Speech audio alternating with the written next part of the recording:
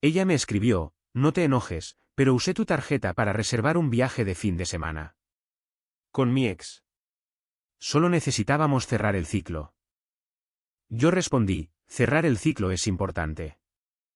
Esa noche, llamé al banco, marqué los cargos como no autorizados y cancelé la tarjeta.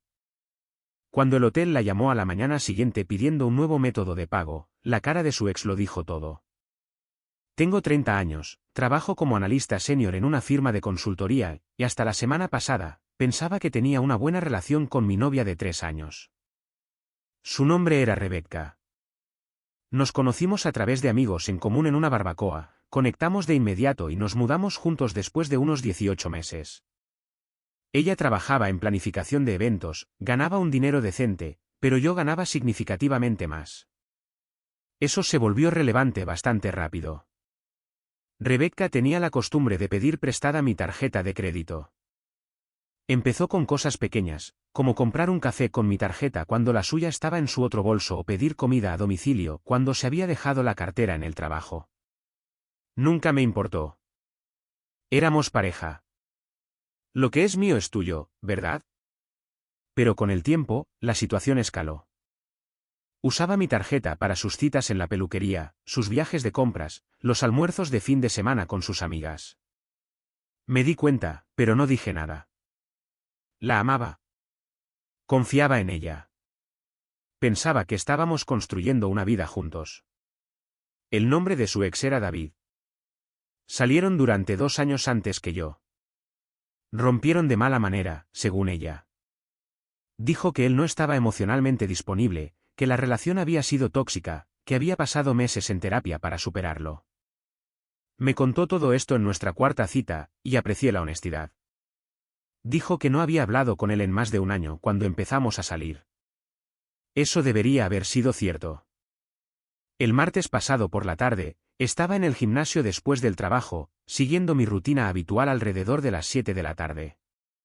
Mi teléfono vibró. Un mensaje de Rebecca.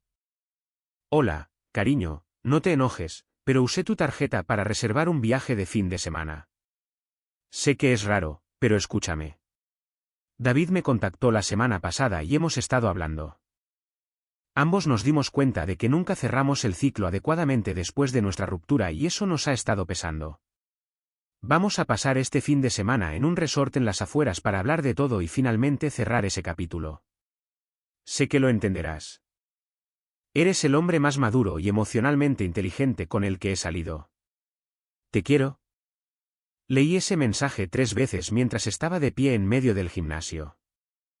La gente caminaba a mi alrededor. La música sonaba a todo volumen. Alguien me preguntó si estaba usando el banco de pesas. No escuché nada de eso. Ella usó mi tarjeta de crédito para reservar una escapada romántica de fin de semana con su exnovio, y tuvo la audacia de llamarme emocionalmente inteligente como una especie de justificación. No la llamé. No le respondí de inmediato. Terminé mi entrenamiento, fui a casa, me duché y me senté en el sofá durante 1 hora, simplemente procesando. Rebecca no estaba en casa. Estaba en casa de su amiga Mónica, o eso había dicho esa mañana. A las 9 de la noche, finalmente respondí: cerrar el ciclo es importante. Que lo pases bien. Ella respondió en segundos. Muchas gracias por entender. Sabía que lo entenderías. Nos vamos el viernes por la mañana. Volveré el domingo por la noche. Te quiero mucho. Me quedé mirando ese mensaje. Luego abrí la aplicación de mi banco. Los cargos estaban ahí mismo. Grand Summit Resort and Spa. Registro el viernes, salida el domingo, Suite Deluxe King con vista a la montaña, 1.200 pesos. También había cargado una reserva para cenar en un restaurante elegante adjunto al resort, otro depósito de 200 pesos. 1.400 pesos por un viaje de fin de semana con su ex usando mi dinero. Llamé al departamento de fraudes de mi banco a las 9:30 de la noche. Hola, necesito reportar cargos no autorizados en mi tarjeta de crédito. La representante fue profesional y eficiente. Le expliqué que alguien había usado mi tarjeta sin permiso para reservar alojamiento de viaje. Puso los cargos en espera de inmediato e inició el proceso de disputa. Luego canceló mi tarjeta y dijo que una nueva llegaría en 5 a 7 días hábiles. ¿Hay algo más en lo que pueda ayudarle esta noche?, preguntó. No, eso es todo. Gracias. Colgué y me fui a la cama. Dormí mejor de lo que había dormido en meses. Actualización. El viernes por la mañana, Rebecca salió del apartamento a las 8 de la mañana. Yo ya estaba despierto, tomando café, fingiendo leer correos electrónicos en mi portátil. Entró en la cocina con su bolso de fin de semana, todas sonrisas. Ya me voy, dijo, inclinándose para besarme la mejilla. Gracias de nuevo por ser tan comprensivo con esto. Realmente significa mucho. Por supuesto, dije. Conduce con cuidado. Ella se fue. La observé desde la ventana mientras se subía al coche de David, un BMW plateado que nunca había visto. Él no salió a ayudarla con su bolso. Ella lo arrojó al asiento trasero y se marcharon. Fui a trabajar como si fuera un viernes normal. Asistí a reuniones, revisé informes, almorcé con un compañero de trabajo. Mi teléfono permaneció en silencio toda la mañana. A las 11:47 de la mañana, mi teléfono explotó. 5 llamadas perdidas de Rebecca. 8 mensajes de texto. Llámame ahora. ¿Qué hiciste? El hotel acaba de llamar y dijo que la tarjeta fue rechazada y que necesitan un nuevo método de pago. ¿En serio estás haciendo esto ahora mismo? Contesta el teléfono. Estaba en una reunión. Silencié mi teléfono y lo mantuve boca abajo sobre la mesa de conferencias. A las 12:30, cuando terminó la reunión, tenía 14 mensajes más y 3 mensajes de voz. Escuché los mensajes de voz en mi oficina con la puerta cerrada. Primer mensaje de voz. 11:52 de la mañana. Oye, el hotel dice que tu tarjeta no funciona. ¿Puedes llamarlos y arreglarlo? Estamos literalmente parados en el vestíbulo. Esto es muy vergonzoso. Devuélveme la llamada. Segundo mensaje de voz. 12:03 del mediodía. Vale, esto ya no es gracioso. El hotel dice que la tarjeta fue reportada como fraudulenta y que no pueden procesarla. ¿La cancelaste?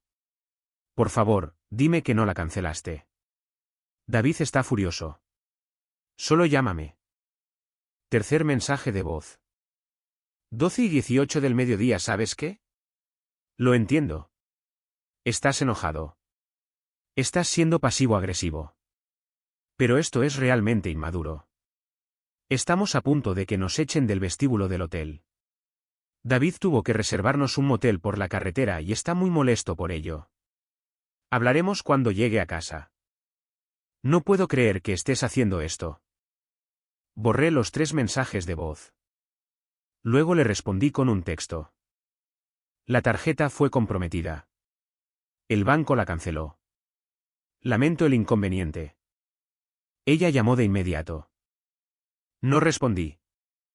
Me escribió, ¿comprometida? ¿Me estás tomando el pelo? Lo hiciste a propósito. Yo, reporté cargos no autorizados.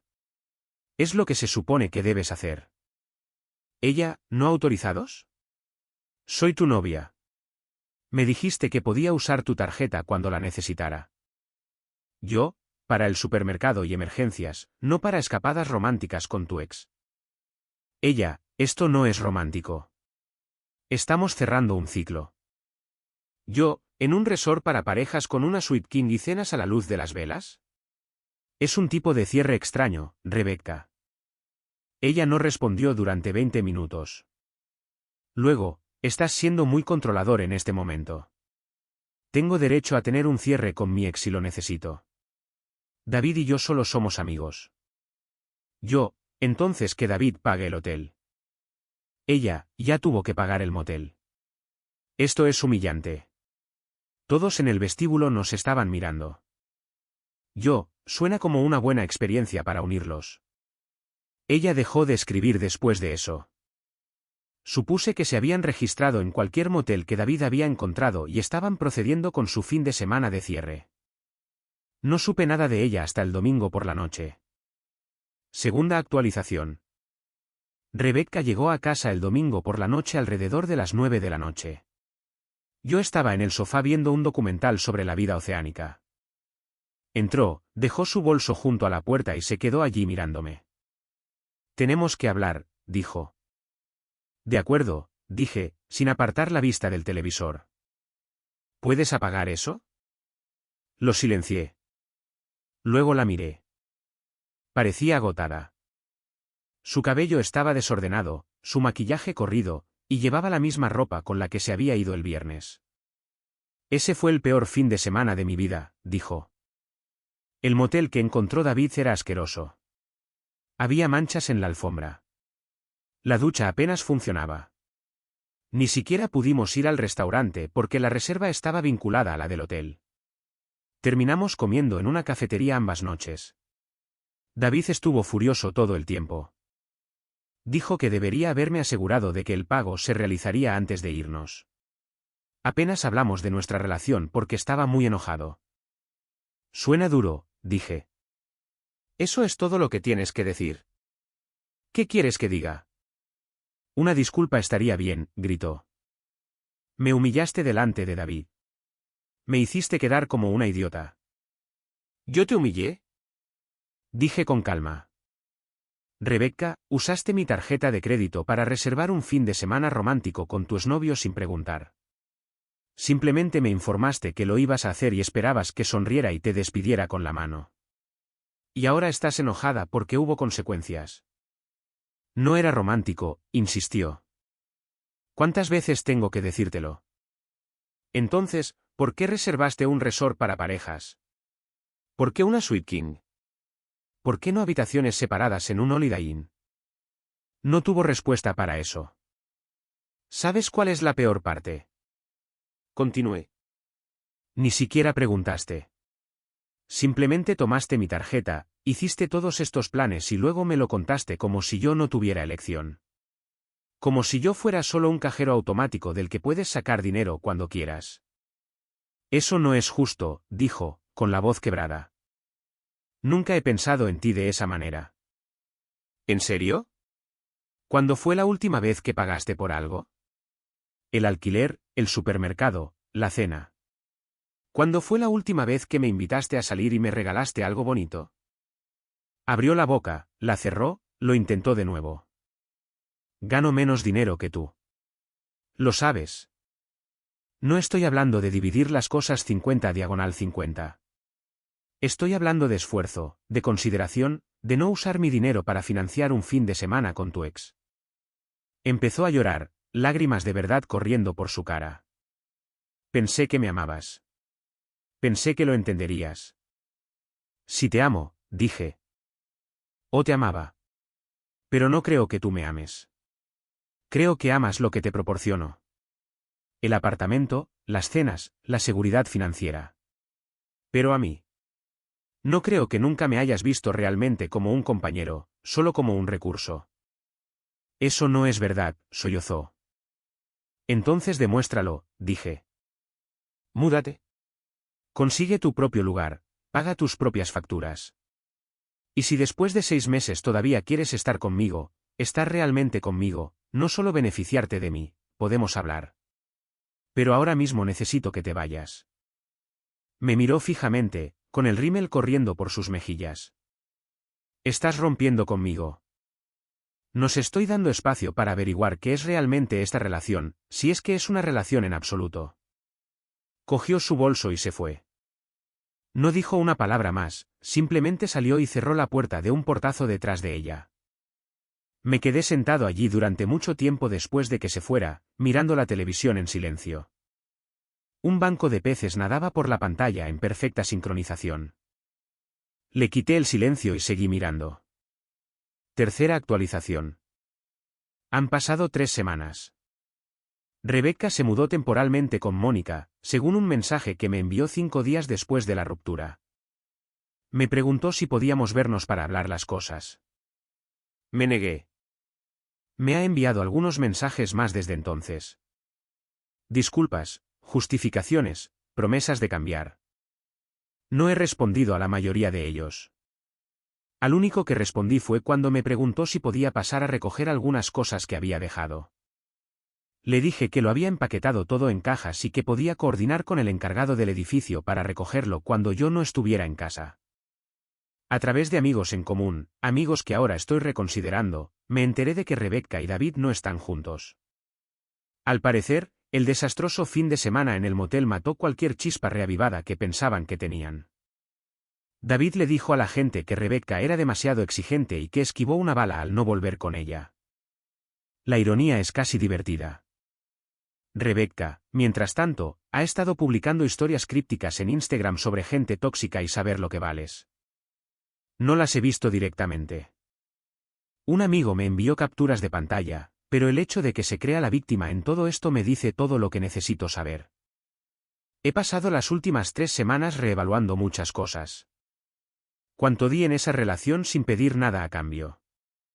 ¿Cuántas veces ignoré las señales de alerta porque quería creer que éramos sólidos? ¿Cómo equiparaba la generosidad con el amor cuando en realidad solo le estaba facilitando que se aprovechara? Mi banco cerró el caso de fraude a mi favor. Los cargos fueron revertidos. Recuperé mis 1.400 pesos. Rebecca probablemente verá eso cuando revise su correo electrónico. Le había reenviado la confirmación del hotel cuando lo reservó por primera vez. Me pregunto si me contactará también por eso. Dudo que responda si lo hace. La semana pasada, tuve una cita. Se llama Jordan. Hicimos match en Gini. Es fisioterapeuta, dirige su propia clínica, paga sus propias facturas. En nuestra primera cita, cuando me ofrecía pagar la cena, dijo, ¿qué tal si lo dividimos? Me gusta mantener las cosas equitativas desde el principio. Podría haberla abrazado allí mismo. Vamos a salir de nuevo este fin de semana, a un lugar discreto. Sugirió un lugar de tacos que le encanta e insistió en pagar la primera ronda de bebidas. Es refrescante. Es sano. Es lo que debería haber tenido desde el principio. Actualización final. Han pasado 6 semanas desde que Rebecca se fue. No he sabido nada de ella en unos 10 días, lo que se siente como un progreso. El último mensaje que envió fue preguntando si había pensado en darnos otra oportunidad. Finalmente respondí, no, he seguido adelante. Creo que tú también deberías hacerlo. No respondió a eso. Me encontré con David la semana pasada en una cafetería del centro. Estaba con una mujer que no reconocí. Me vio, pareció incómodo y rápidamente se dio la vuelta. No creo que él supiera nunca la historia completa de lo que pasó. No me importa lo suficiente como para contársela. Mónica, la amiga de Rebecca, me escribió hace unos días. Se disculpó por permitir el comportamiento de Rebecca y admitió que desde el principio pensó que todo el viaje de cierre era una locura. Dijo que Rebecca ha estado luchando financieramente desde que se mudó. Resulta que yo cubría muchos más de sus gastos de lo que me había dado cuenta y que ha tenido que aceptar trabajos freelance adicionales solo para pagar el alquiler. Mónica dijo que espera que Rebecca aprenda de esto. Le dije que apreciaba el mensaje, pero que necesitaba distancia de toda esa situación. Ella lo entendió. Jordan y yo seguimos viéndonos. Ha pasado aproximadamente un mes. Y es la relación más sana en la que he estado. Nos comunicamos. Dividimos los gastos. Respetamos los límites del otro. La semana pasada, me preguntó si quería conocer a sus padres el próximo mes cuando vengan de visita desde fuera de la ciudad. Dije que sí. Así es como se ve una relación de verdad. Compañerismo, respeto, reciprocidad. He aprendido mucho de este lío. He aprendido que la generosidad sin límites no es amor, es ser un facilitador. He aprendido que la confianza no es lo mismo que la fe ciega. He aprendido que a veces lo más amable que puedes hacer por ti mismo es alejarte de alguien que no te valora. Rebecca me enseñó lo que no quiero. Jordan me está enseñando lo que sí quiero. Y esos 1.400 pesos que me reembolsaron. Los usé para reservar un viaje de fin de semana para Jordan y para mí el próximo mes. Un viaje de verdad con alguien que realmente quiere estar conmigo, no solo beneficiarse de mí. Cerrar el ciclo, resulta, no requiere un fin de semana romántico en un resort. A veces solo requiere una llamada a tu banco y el autorrespeto para saber cuándo has terminado. Edición, la gente sigue preguntando si me siento mal por reportar los cargos como fraude. No me siento mal. Ella usó mi tarjeta sin permiso explícito para ese propósito específico. Esa es la definición de uso no autorizado. Si hubiera preguntado, si realmente hubiera preguntado, no solo informado, quizás las cosas habrían sido diferentes. Pero no lo hizo. Asumió, y esa suposición le costó una relación. Segunda edición, para todos los que dicen que debería haber hablado con ella primero en lugar de cancelar la tarjeta, si hablé con ella por mensaje de texto. Me dijo que se iba de viaje con su ex usando mi dinero y esperaba que a mí me pareciera bien. Esa fue la conversación. La cancelación de la tarjeta fue mi respuesta. A veces las acciones dicen más que las palabras. Historia 2. Ella envió un mensaje de texto: vendí tus cosas de fotografía para cubrir la factura de mi tarjeta de crédito. De todos modos, nunca las usas. Era equipo profesional por valor de 760.000 pesos que uso para mi negocio. Respondí: ¿qué comprador? Luego lo recuperé, presenté una denuncia policial por robo y presenté cargos. Yo, un hombre de 31 años, soy fotógrafo comercial independiente. He estado haciendo esto a tiempo completo durante aproximadamente 6 años. Antes de que alguien se imagine a un tipo con una cámara Canon Rebel tomando retratos de graduación en el Parque México, no, fotografío campañas de productos, retratos corporativos para empresas y el ocasional trabajo publicitario de bajo presupuesto. Me tomó años construir la base de clientes e incluso más tiempo construir el equipo. Mi equipo principal, las cosas que realmente me hacen ganar dinero, valía aproximadamente 760.000 pesos en el momento de esta historia. 2 cuerpos de cámara profesionales, 5 lentes, incluido uno de 70 a 200 milímetros con una apertura de 2.8 que por sí solo costó 50.000 pesos. Equipos de iluminación de estudio, modificadores, disparadores, un conjunto de tarjetas de memoria de alta gama y un monitor calibrado que uso para editar. Todo estaba almacenado en 3 estuches de la marca Pelican en el armario del segundo dormitorio que usaba como mi oficina y sala de edición en mi departamento de la colonia Narvarte. Les digo la cantidad en pesos porque importa mucho. Mi novia, Ximena, y yo habíamos estado juntos durante aproximadamente 1 año y medio. Ella se mudó a mi departamento alrededor del 9º mes. El departamento era mío, mi nombre en el contrato de arrendamiento, mis muebles, mi depósito. Ella contribuía con 12.000 pesos al mes para el alquiler, lo cual era justo ya que el alquiler total era de 29.000 pesos y efectivamente se estaba mudando a mi lugar ya amueblado. Trabajaba en la gerencia de ventas minoristas en unos grandes almacenes de Santa Fe, ganaba un dinero decente, alrededor de 880.000 pesos anuales, pero tenía un problema de gastos que no entendí completamente hasta que ya estaba viviendo conmigo. Bolsos de diseñador, compras masivas en Sephora que hacían parecer que estaba abasteciendo a un país pequeño, cajas de suscripción para cosas que ni siquiera sabía que tenían cajas de suscripción. Las velas aparentemente tienen cajas de suscripción, múltiples de ellas. Noté el asunto de las tarjetas de crédito desde el principio.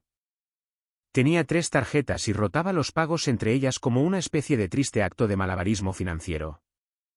Lo mencioné una vez, sugiriendo suavemente tal vez una hoja de cálculo de presupuesto o una de esas aplicaciones para pagar deudas. Me dijo que sus finanzas eran asunto suyo y que no necesitaba un sermón. Lo dejé pasar. Su dinero, su problema. Esa era mi filosofía. Esa filosofía funcionó genial justo hasta que se convirtió en mi problema. Así que, hace unos 2 meses, me fui a una sesión de fotos de 4 días. Cliente corporativo, en Monterrey, contrato decente.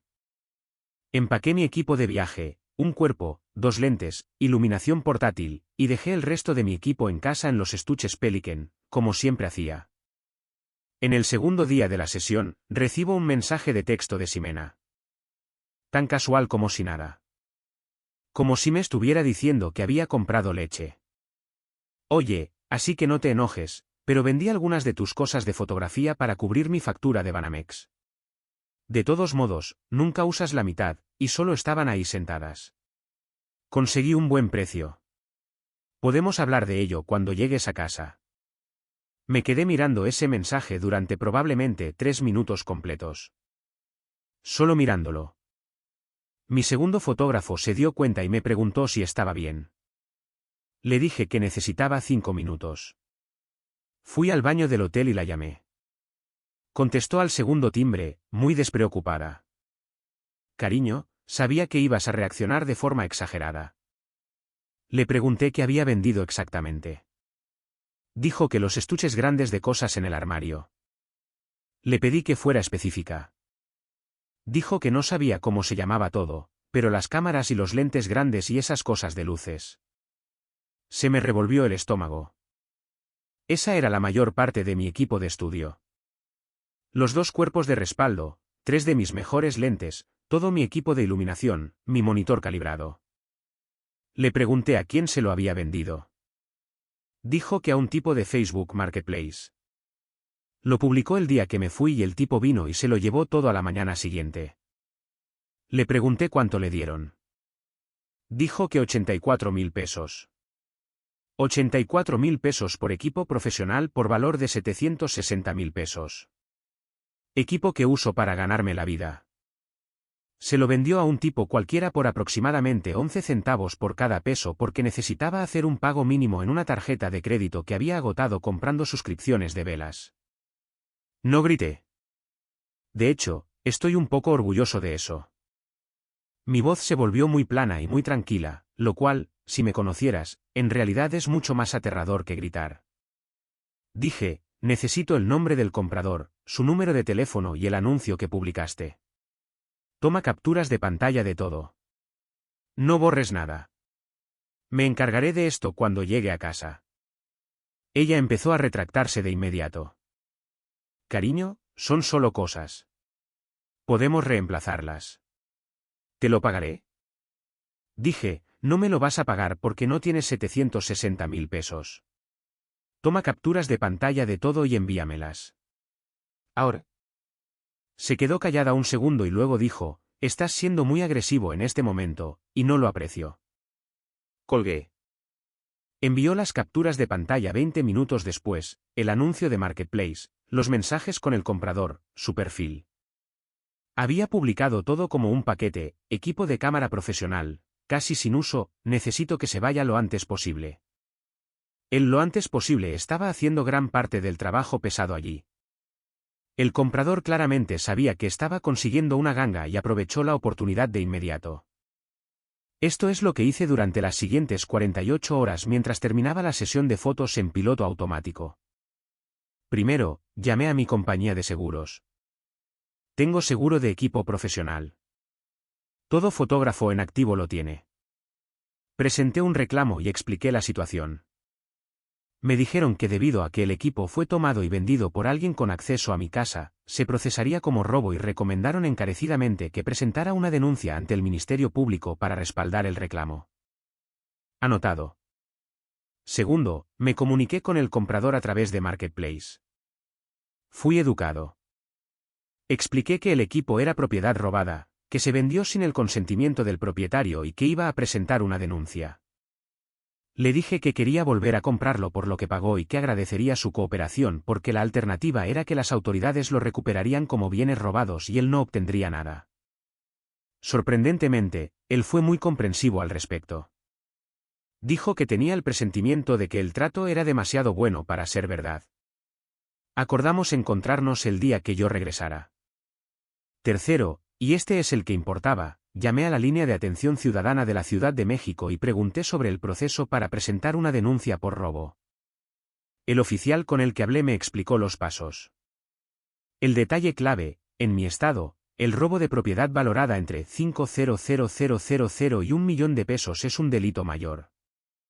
Pregunté cuál era el rango de sentencia potencial. Dijo que varios años, aunque siendo realistas para una primera ofensa, probablemente sería mucho menos. Pero sería un cargo de delito grave.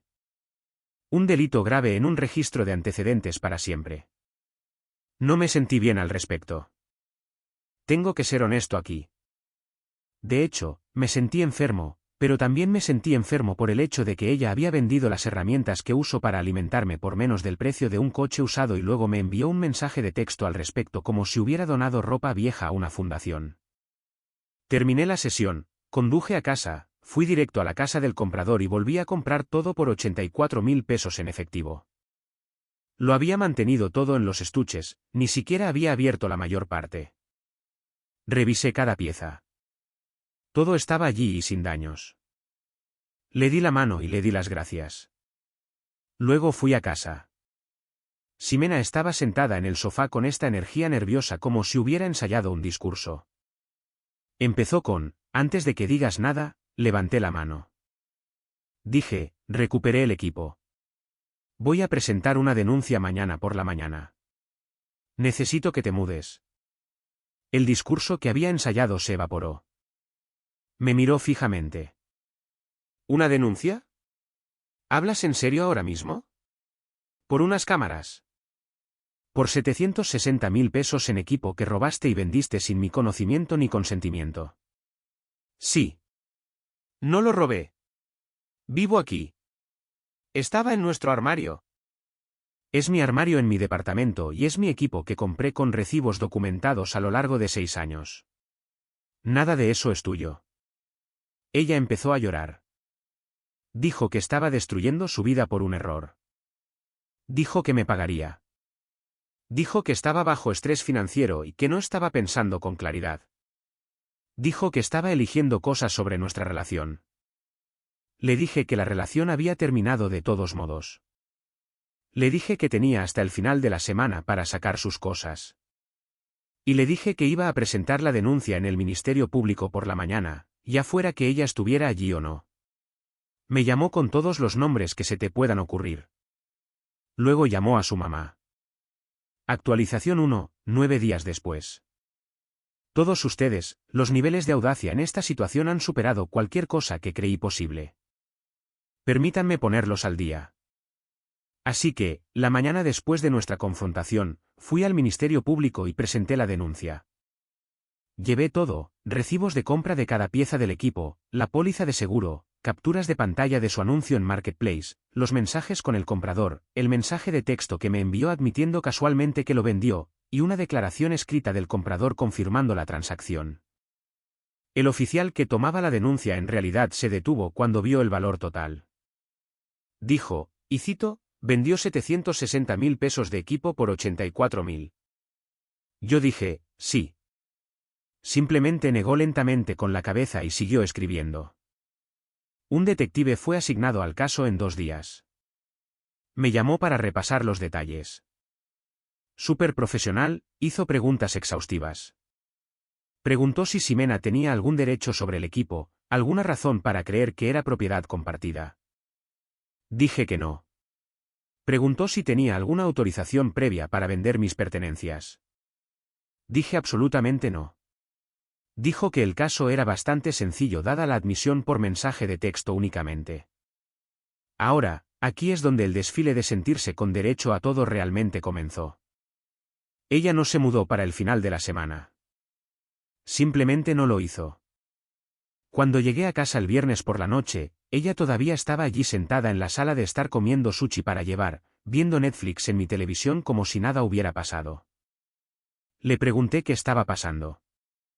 Dijo, hablé con mi mamá y me dijo, no puedes simplemente echarme. Tengo derechos de inquilino. Y aquí está la cosa, técnicamente tenía razón. Aunque no estaba en el contrato, había estado viviendo allí el tiempo suficiente para establecer residencia. No podía simplemente cambiar las cerraduras. Ya había investigado esto. Necesitaba pasar por un proceso formal de desalojo, que en mi estado toma un mínimo de 30 días después de un aviso por escrito. Así que, le entregué un aviso de desalojo por escrito de 30 días, impreso, fechado, firmado. Se rió de mí, de verdad se rió. Ella dijo, ¿me estás entregando documentos? Eres abogado ahora. Luego le tomó una foto y la envió a su chat grupal. Lo sé porque escuché su teléfono estallar de respuestas durante la siguiente hora. Durante los días siguientes, su comportamiento cambió. Pasó de disculparse a sentirse con todo el derecho del mundo. Fue como ver la personalidad de alguien recalibrarse en tiempo real. Algunos aspectos destacados: empezó a comerse mi comida. No solo los alimentos compartidos, sino la comida que yo preparaba con anticipación. Abría el refrigerador y contenedores enteros de pollo con arroz que había hecho para la semana habían desaparecido. Cuando la confronté, dijo: estoy bajo estrés financiero por tu denuncia. Lo menos que puedes hacer es alimentarme. Ella invitó a su mamá sin decirme. Llegué a casa después de editar en una cafetería para encontrar a su madre sentada en la barra de mi cocina, con los brazos cruzados, esperándome como un jefe final de un videojuego. Su mamá se lanzó a un monólogo sobre cómo yo estaba criminalizando una disputa doméstica y arruinando el futuro de una joven por objetos reemplazables. Le dije que los objetos habían sido recuperados y que el problema era el robo en sí. Su mamá dijo: no es robo si estás en una relación. Es un desacuerdo sobre recursos compartidos. Le dije que así no es como funciona la ley. Me llamó vengativo. Luego su mamá sacó lo que solo puedo describir como un intento de negociación. Se ofreció a escribirme un cheque personal por 84.000 pesos, la cantidad que mi ex obtuvo por el equipo si yo retiraba la denuncia. Le expliqué que una vez que se presenta una denuncia ante las autoridades, no puedo simplemente retirar una investigación por un delito grave. Así no es como funciona. El Ministerio Público decide si presenta cargos. Su mamá no me creyó. Pensó que estaba mintiendo para evitar aceptar el trato. Dijo que todo el mundo sabe que puedes retirar los cargos si quieres. Le dije que era bienvenida a llamar al Ministerio Público y preguntar ella misma. Ella no hizo eso. El día 12 fue cuando el detective llamó a Ximena para interrogarla. Obviamente yo no estaba allí, pero el detective hizo un seguimiento conmigo después. Dijo que le había explicado los cargos a los que se enfrentaba: delito grave, posible sentencia de varios años, registro obligatorio de antecedentes. Dijo que se puso muy emocional y su comportamiento cambió significativamente cuando se dio cuenta de que este no era un asunto civil. Su mamá me llamó esa noche. Un tono diferente esta vez, muy diferente. Ya no estaba dando sermones, estaba suplicando. Dijo que su hija había cometido un terrible error y que un delito grave la seguiría para siempre. Preguntó si había algo que yo pudiera hacer. Le dije de nuevo que la decisión ya no estaba en mis manos ahora. La fiscalía revisaría el caso y decidiría. Luego su mamá dijo algo que genuinamente me hizo caer la mandíbula: bueno, si no hubieras dejado tus cosas tiradas por ahí donde ella pudiera acceder a ellas, esto nunca habría pasado. Mis cosas tiradas por ahí en mi propio armario en mi propio departamento. Le dije a su mamá que esta conversación había terminado y que cualquier comunicación adicional debía pasar a través del detective. Ella colgó. 3 días después de la entrevista con el detective, recibí una sorpresa. Ximena había ido a asistencia legal y había presentado una orden de restricción temporal en mi contra. El reclamo: abuso emocional y control coercitivo mediante la denuncia y el aviso de desalojo. Ella argumentaba que yo estaba usando el sistema legal para acosarla y controlarla. Se me revolvió el estómago cuando vi los documentos. Esta es la parte que no te dicen, chicos. Cuando alguien presenta uno de esos, se toma en serio por defecto. La audiencia se programó para 2 semanas después. Mientras tanto, la orden no fue concedida. El juez revisó la presentación inicial y negó la orden de emergencia o temporal porque no había acusación de violencia física ni amenaza inminente. Pero la audiencia aún iba a ocurrir. Inmediatamente llamé a un abogado. Me costó un anticipo de 60.000 pesos solo para entrar por la puerta. Eso dolió. Pero le llevé todo el rastro de papel. Lo revisó en unos 20 minutos y dijo: esto va a ser desestimado, pero necesitas presentarte y me necesitas allí. Así que sí, ahora estaba gastando dinero en un abogado porque mi ex robó mi propiedad, fue atrapada y decidió que la mejor defensa era afirmar que la estaba abusando por reportar el crimen. Las matemáticas en esto estaban empezando a ponerme furioso. Pero aquí está lo que me dio algo de tranquilidad: el detective me dijo fuera de registro que era muy probable que el fiscal presentara cargos. La evidencia era abrumadora.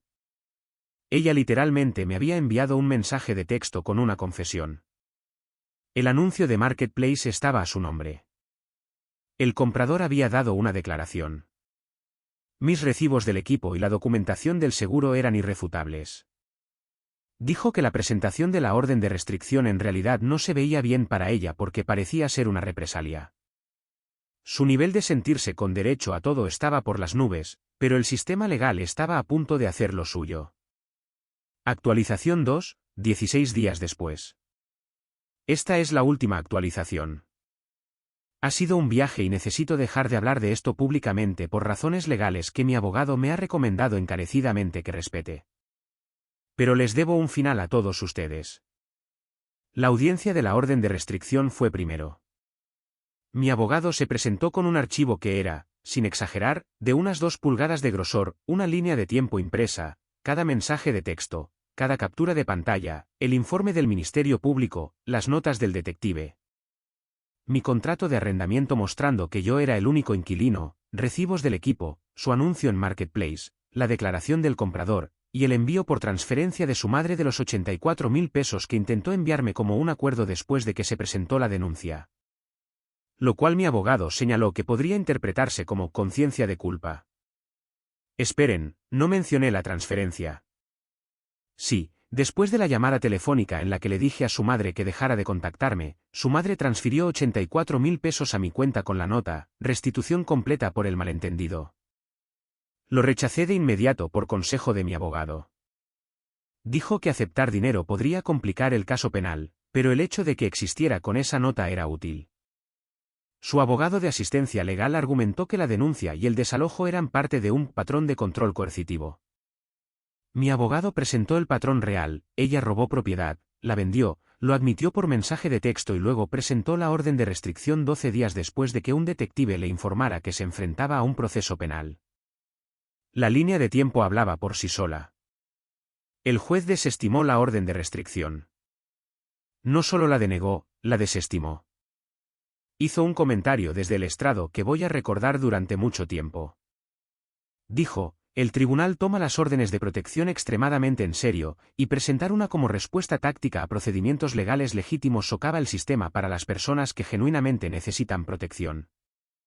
No la sancionó, pero el tono dejó en claro que lo consideró. Ximena estaba sentada al otro lado de la sala. No me miró en todo el tiempo.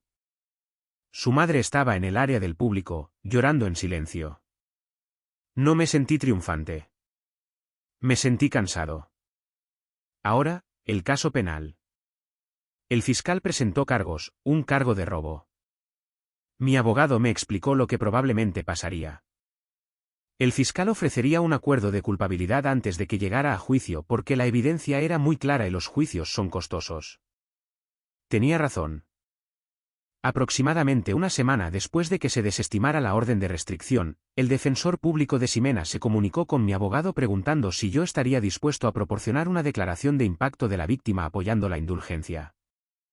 Mi abogado me preguntó qué quería hacer. Lo pensé durante 2 días.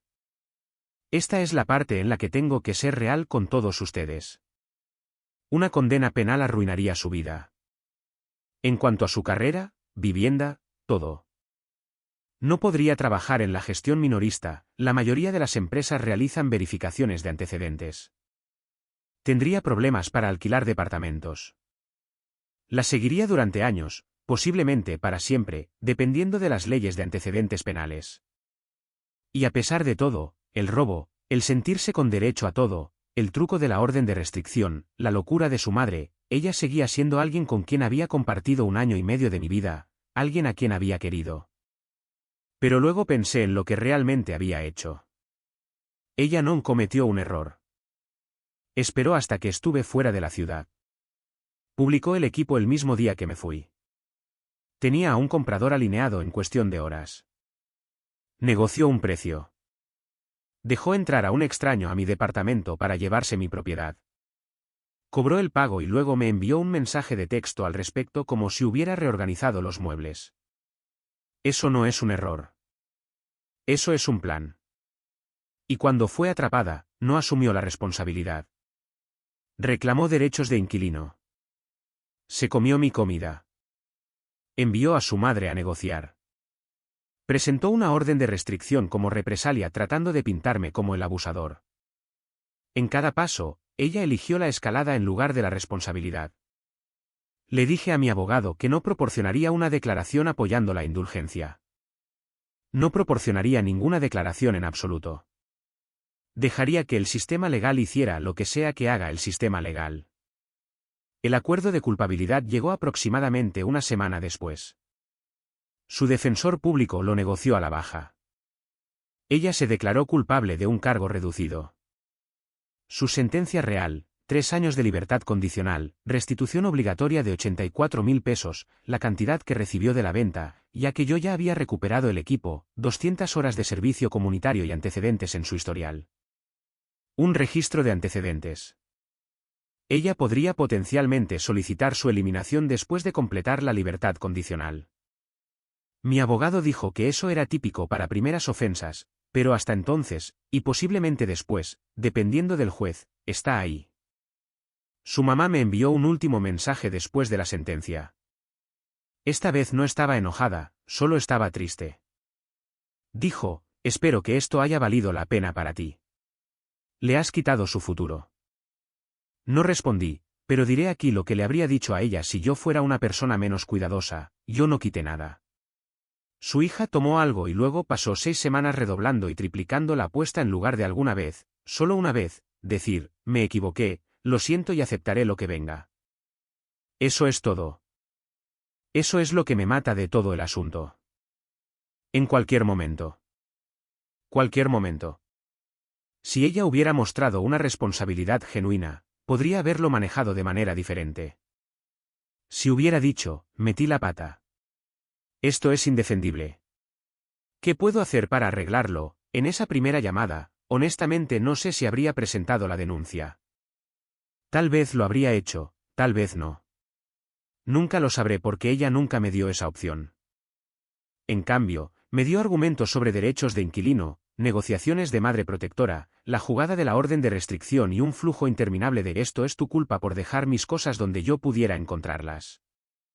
Para cualquiera que se pregunte sobre las secuelas prácticas, el aviso de desalojo de 30 días expiró mientras se procesaba el caso penal. Ella se mudó el día 28, tomó sus cosas y dejó su llave en el mostrador. No dañó nada, lo que honestamente me sorprendió. Su mamá vino con una camioneta y se fueron en unas 3 horas.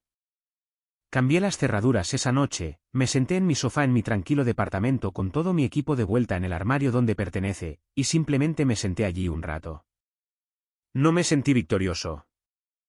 No me sentí triste, exactamente. Solo sentí el peso de ello.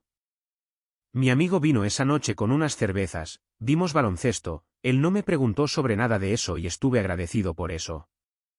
Tengo una sesión de fotos de productos la próxima semana para una marca de cosméticos. Contrato decente. Mi reclamo de seguro fue retirado ya que recuperé el equipo, por lo que mis primas no subieron. La factura de mi abogado llegó a poco menos de 100.000 pesos cuando todo estuvo dicho y hecho. Ese es dinero que nunca recuperaré, y me hace apretar la mandíbula pensar en ello. Pero estoy trabajando. Mi equipo está intacto. Mi historial está limpio. Los 84.000 pesos en restitución vendrán en cuotas mensuales como parte de su libertad condicional. Probablemente recibiré unos 2.300 pesos al mes durante los próximos 3 años. No lo pedí, el tribunal lo ordenó. Lo tomaré. No cubrirá al abogado, pero cubrirá algo. No reviso sus redes sociales. No les pregunto a amigos en común por ella. Borré nuestras fotos antiguas la semana pasada. No en alguna forma dramática y ceremonial. Solo sentado en el sofá un martes por la noche liberando espacio de almacenamiento en mi teléfono. Tomó unos 4 minutos. Un par de personas me han preguntado si me siento culpable. He estado pensando en eso, honestamente. La respuesta es que me siento culpable de no sentirme culpable, si eso tiene sentido. Como que sé que una parte de mí probablemente debería sentirse peor por el asunto de los antecedentes. Ella tiene 28 años con un registro criminal, y eso va a ser una sombra en su vida durante mucho tiempo. Pero cada vez que empiezo a sentirme mal, me la imagino dejando entrar a un extraño a mi departamento para sacar el equipo que pasé 6 años construyendo mientras yo estaba en otro estado, confiando en ella. Y entonces ya no me siento tan mal. Última cosa, me han preguntado qué haría diferente. Honestamente, habría instalado una cámara en mi oficina. No porque esperara esto, sino porque soy fotógrafo y tengo cámaras, y habría hecho que el caso fuera aún más hermético. Pero nunca en 1.000.000 de años pensé que necesitaría proteger mis pertenencias de la persona que dormía a mi lado. Lección aprendida. Supongo que eso es todo. Gracias por leer todo esto. Apagando las notificaciones en esta cuenta ahora. Vayan a proteger sus cosas, gente. En serio.